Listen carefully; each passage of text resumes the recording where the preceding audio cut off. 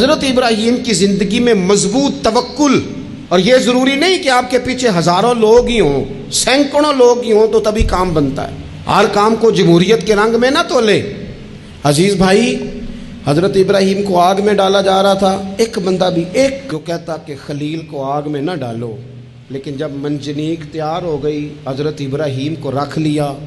کبھی تو بندے کا حوصلہ ٹوٹتا ہے نا، کبھی تو وہ کمزور پڑتا ہے، لیکن یہ نہیں پڑھتے یہ خلیل اللہ ہے۔ جب آپ کو انشراح صدر ہو جائے، آگ میں ڈالا جا رہا ہے، جا رہے ہیں، اوئے ہوئے، حضرت جبریل امین حاضر ہو کے کہتے ہیں چلو کوئی حکم کر دیں۔ فرمانے لگے حکم تو ہے پر جبریل تیرے لیے کوئی نہیں۔ رضی اللہ عنہم ورضوا عنہ، اللہ نے مومن کی شان یہ بیان کی ہے کہ اس سے اللہ راضی ہوتا ہے اور وہ اپنے اللہ سے راضی ہوتا ہے۔ صحابہ سے اللہ راضی تھا اور صحابہ بھی اپنے اللہ سے۔ حضرت سفیان ثوری دعا مانگ رہے تھے، یا اللہ راضی ہو جا، یا اللہ راضی ہو جا، یا اللہ راضی ہو جا، تو حضرت رابعہ بصریہ پردے کے پیچھے تھی، انہیں جلال آ گیا، کہنے لگی سفیان بس کر۔ آپ کہنے لگے رابعہ تجھے کیا ہوا، تو کیوں غصہ کر رہی ہے؟ کہنے لگی اپنے رکھ ہاتھ سینے پر اور بتا تو اپنے رب سے راضی ہے؟ تو روز کہتا ہے فلاں شے چاہیے فلاں، پہلے تو راضی ہو نا۔ فرمانے لگی تو ہی آج تک راضی نہیں، پہلے تو کہہ مالک تو نے جس حال میں رکھا ہے میں راضی ہوں، تو راضی ہو، وہ تو کریم ہی بڑا ہے، تیرے دو آنسوؤں سے بھی راضی ہو جائے گا، تو ہی نہیں راضی ہو رہا۔ آپ ذرا اس کا ذائقہ لیں۔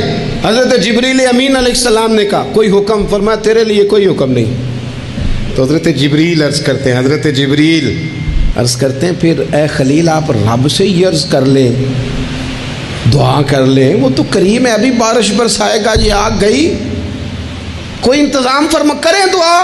حضرت ابراہیم سے جناب جبریل نے کہا اللہ سے ہی دعا کر لیں۔ تو پلٹ کے دیکھا حضرت خلیل نے، ان کو منجنیق میں رکھا گیا ہے، آگ میں ڈالے جا رہے ہیں، اللہ سے دعا کر لیں۔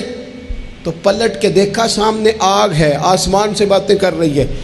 حضرت ابراہیم پلٹ کے کہنے لگے جبریل تو بتا، رب کو پتہ نہیں اس کا خلیل کس حال میں ہے؟ اسے پتہ ہے کہ نہیں؟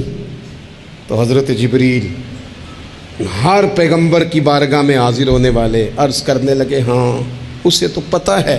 کہنے لگے جا پھر، اگر رب کی رضا یہ ہے نا کہ خلیل آگ میں جائے تو خلیل پورا تیار ہے جانے کے لیے، ہماری تیاری ہے، پوری تیاری ہے، جس حال میں وہ چاہتا ہے ہم اس حال میں رہنے کو تیار ہیں۔ اگر وہ اس حال میں راضی رکھنا چاہتا ہے تو شکوہ کس بات، شکایت کس بات؟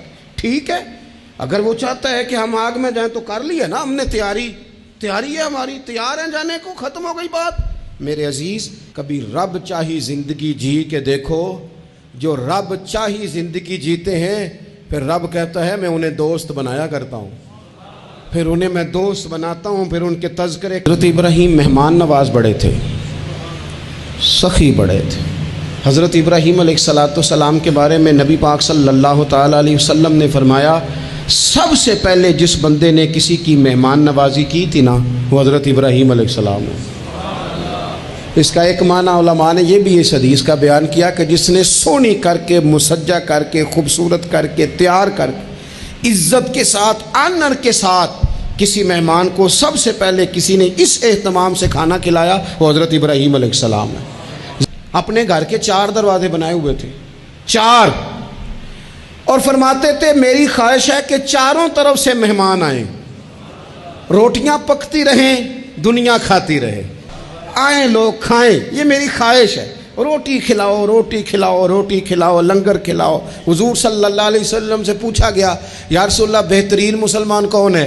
تو حضور نے فرمایا جو سلام لینے میں پہل کرے اور کھانا زیادہ کھلائے، کھانا کھلائے۔ حضرت ابراہیم علیہ السلام اتنی مہمان نوازی کرتے کہ نبی پاک صلی اللہ علیہ وسلم نے فرمایا یہ ترغیب و ترہیب میں موجود ہے۔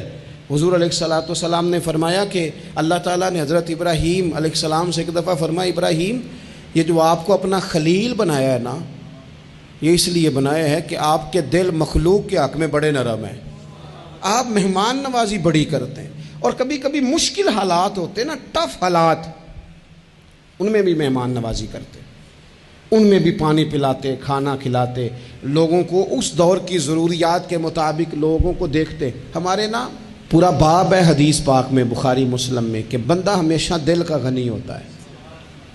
دلوں میں کبھی گنجائش بن جائے نا دلوں میں تو جیبوں میں بھی اللہ بنا ہی دیتا ہے. ہماری طبیعتوں میں گنجائش نہیں ہوتی. اللہ تعالیٰ بعض بندوں کو نواز دیتا ہے, انہیں چاہیے کہ وہ گنجائش رکھیں, کشادہ کریں اپنے دل کو, سینے کو. حضرت ابراہیم علیہ السلام نے نا ایک دفعہ قحط ہو گیا تھا, تو مہمان تو اب آئے بیٹھے تھے, بلکہ ان دنوں میں مہمان زیادہ بڑھ جاتے ہیں, کئی دفعہ زیادہ لوگ آ جاتے ہیں. اب وہ قحط کا زمانہ تھا, بہت ساری جگہوں پہ فصل ہی نہیں تھی, اناج ہی نہیں تھا, تو مہمان زیادہ ہو گئے. اب حضرت سارہ جناب ہاجرہ گھر میں موجود ہیں اور لوگوں کی لائنیں لگی ہوئی ہیں. حضرت ابراہیم علیہ السلام کا مصر میں ایک دوست تھا, حضرت حکیم الامت نے اس کو لکھا ہے. آپ نے نا اس کو کچھ سامان بھیجا, بوریاں بھیجی. فرمایا یار تیرے پاس گندم ہے تو ذرا گندم کی بھر دے بوریاں, مہمان بڑے آ گئے ہیں, روٹی کھلانی ہے لوگوں کو. حضرت ابراہیم نے وہ چند بوریاں اپنے اس مصری دوست کی طرف بھیجیں کہ گندم کی بھر دو, مہمان زیادہ آ گئے ہیں تو یہاں تو قحط ہے. اب وہاں جب گئے لینے کے لیے خدام اونٹ لے کے, بوریاں لے کے, تو اس نے کہا جی غلہ تو یہاں بھی ختم ہو گیا ہے, اب یہ خالی بوریاں لے کے واپس آ رہے ہیں.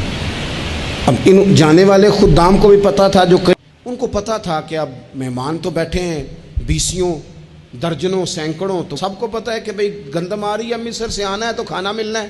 اب بوریاں جب خالی آئیں گی تو بڑا مسئلہ بن جائے گا, ان کے تو دل کمزور پڑ جائیں گے. انہوں نے کہا کہ تسلی دیتے ہیں, ان کو تسلی دیتے ہیں. رستے میں نا کچھ ریت بوریوں میں بھر لی تاکہ فوری طور پہ دیکھنے والے پریشان نہ ہوں. ریت بھر کے لے جاتے ہیں اور پھر جا کے آرام سے رکھ دیں گے. پھر حضرت ابراہیم سے گزارش کریں گے, غلہ نہیں ملا, وہ ایک خوبصورت سا آواز کریں گے, لوگوں کو دلوں کو تسلی ہو جائے گی, اور پھر اگلا بندوبست کر لیں. اب وہ بوریاں ساری کی ساری ریت سے بھری رکھی. حضرت مفتی احمد یار خان صاحب رحمۃ اللہ علیہ نے لکھا ہے کہ وہ بوریاں لا کے جب لوگوں نے آتے دیکھی بوریاں, تو طبیعت لوگوں کی کئی دنوں کا کھانا نہیں کھایا تھا, حشاش بشاش ہو گئیں. بچے بوڑھے بیمار سبھی کے دل تسلی میں آ گئے کہ آج کھانا ملے گا. بوریاں ایک کونے میں رکھ دیں. حضرت ابراہیم آرام فرماتے کہیں یا کسی ذکر و فکر کی مصروفیت میں مشغول تھے, ظاہراً انہیں بتایا نہ گیا. اب وہ جہاں گندم رکھی جاتی تھی وہاں جا کے وہ ریت کی بوریاں رکھ دیں. وہ خدام وہاں سے ہٹ گئے چونکہ وہ گھر کا حصہ تھا. اب جناب ہاجرہ حضرت سارہ اٹھیں, ریت والی بوریاں جب کھولیں تو بہترین گندم نکلی اندر سے. اللہ تعالیٰ جب رزق دیتا ہے تو پھر بغیر, اور واللہ خیر الرازقین, بہترین رزق دینے والا اللہ ہے, سب سے بہتر رزق دینے والا. وہ کھولا ان کو, بہترین گندم نکلی. انہوں نے فوراً کنیزیں جو تھیں ان کو بلایا, گندم پیس لی گئی. اسی وقت کھانا پکنے لگا. حضرت ابراہیم تشریف لائے, کھانا چل رہا ہے, لوگ لنگر کھا رہے ہیں. اب وہ خدام بھی پریشان تھے کہ بھئی ہم تو لائے تھے ریت, یہ گندم کیسے آ گئی. حضرت سارہ اور جناب ہاجرہ قریب آئیں تو خواتین بعض اوقات گھر والوں کو گائیڈ کرتی ہیں کہ یہ والی سبزی بڑی اچھی تھی, یہ والے چاول بڑے اچھے ہیں, یہ جو گندم آپ لائیں یہ بڑی اچھی ہے. تو وہ تھوڑی سی گندم ہاتھ میں پکڑی جناب ہاجرہ نے, جناب سارہ نے, حضرت ابراہیم کے سامنے کر کے کہا یہ جو آپ کا یہ جو مصری یار نے گندم بھیجی ہے, کیا بات ہے, خوشبو بھی اعلیٰ ہے, پکانے میں بھی اچھی ہے, 2 لقمے روٹی کے چکے ہیں, ذائقہ بھی کمال ہے, یہ جو آپ کا مصری یار ہے. حضرت ابراہیم کہنے لگے چپ کر جا, یہ مصری یار نے نہیں بھیجی, یہ میرے عرشی یار نے بھیجی ہے. واتخذ اللہ ابراہیم خلیلا, وہ جس نے کہا ہے نا ہم نے ابراہیم کو گہرا دوست بنا لیا ہے, یہ اس نے بھیجی ہیں. اس کو پتا تھا کہ جناب خلیل نے کوئی ذات کے لیے نہیں منگائی, اسی کی مخلوق کے لیے منگائی ہے, تو یہ عرشی یار نے بھیجی ہیں, عرشی یار نے. اور فرمایا جب عرشی یار بھیجے تو پھر کسی قسم کی کوئی کمزوری باقی رہتی نہیں ہے.